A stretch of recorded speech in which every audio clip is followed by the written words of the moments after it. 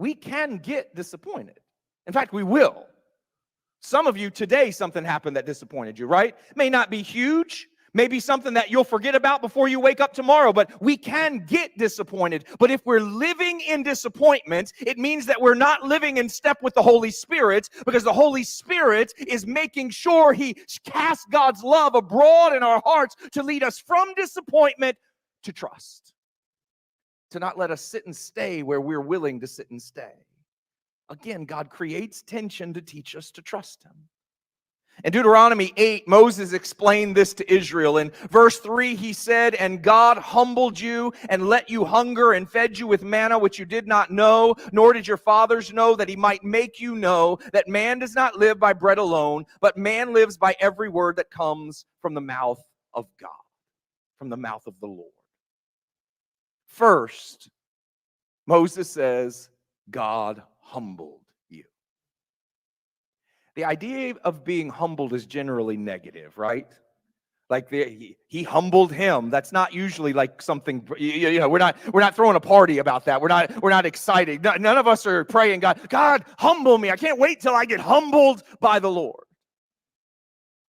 But the Hebrew word here literally means to be occupied or to be busied with. So it's the sense of getting one's attention. It's the sense of bringing out what's been hidden within. So this is not being humiliated. It's not being pressed down or defeated by someone filled with their own pride, trying to make their own name on your back. This is being humbled by God. And so we have to remember who's at work here. This is being humbled by the lover of our souls. Being humbled by the one who is patient and long-suffering, the one who abounds in compassion and forgiveness, by the one who desires that everyone would be saved and wills that none would perish. So God is not humbling us to bring harm, but to give healing. He was getting their attention so that He could deal with the depths of their hearts, so that He could provide more than they had asked or imagined, so that He could heal broken places that they hadn't yet admitted or discovered.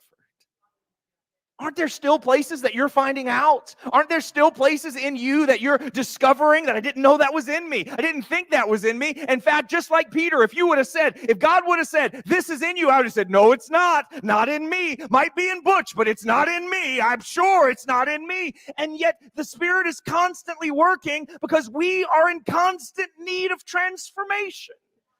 If the purpose of God is to make us like Jesus, we've all got a long way to go. So doesn't that mean that there's constant need for tension to teach us to trust, for humbling to bring us to the place where we're willing to be healed, where we're willing to be changed?